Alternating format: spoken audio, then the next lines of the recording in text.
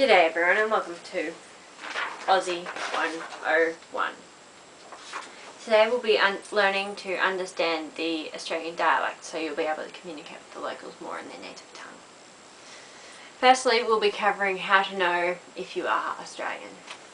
If you are Australian, you'll be familiar with things such as neighbours, home and away, play school, a country practice, Norman Gunston, Barry Humphries, Blue Heelers, Ray Martin, Bert Newton, Lisa McEwen, John Burgess, Number 96, Molly Meldrum, Kerry O'Brien, and of course Kerry Packer and Rupert Murdoch.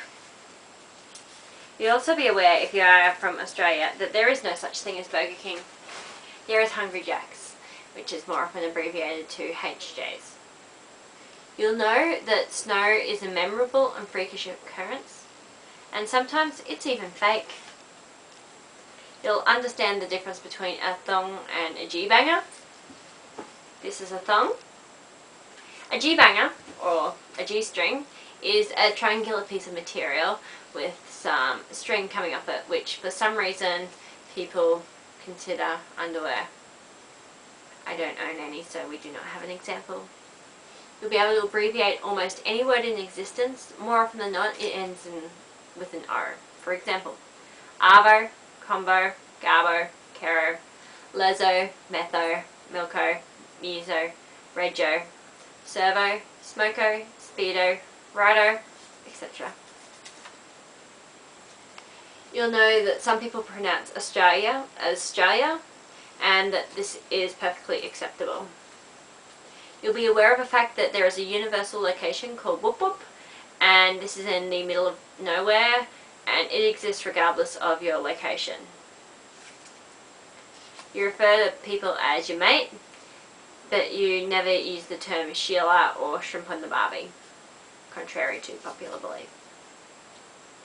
You'll know that if a man sleeps with another man, he is a homosexual, and until quite recently he was also a criminal in Tasmania.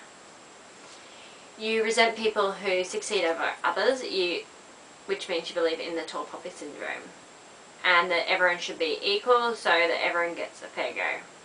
It's kind of like the American dream in reverse, which is why you love to hate Americans. You'll know that Sydney 2000 was one of our proudest moments in history, and we frickin' kicked ass. You're aware that our country has never been conquered by You'll be aware that Australia has never been conquered by a foreign country, and you do not consider 1788. You know that the metric system will always give you more than what feet, inches, pounds and Fahrenheit could ever offer you. You drive on the left side of the road.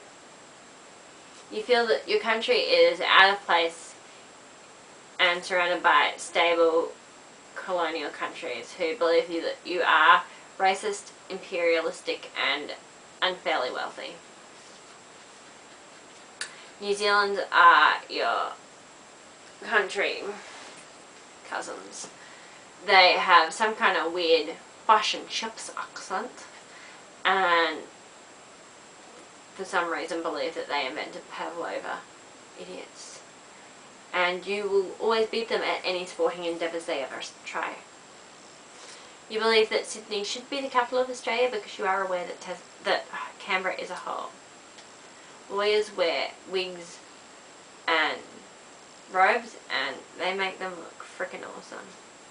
You have, on previous occasions in the summer, slept in Airguard and possibly used it as a perfume. You spread a salty black spread that somewhat resembles congealed motor oil onto bread, and you learn to love it. You believe that this is good, and you will eat it regardless. I am quite a fan of it myself, and just to be disgusting to you all, nice big slab.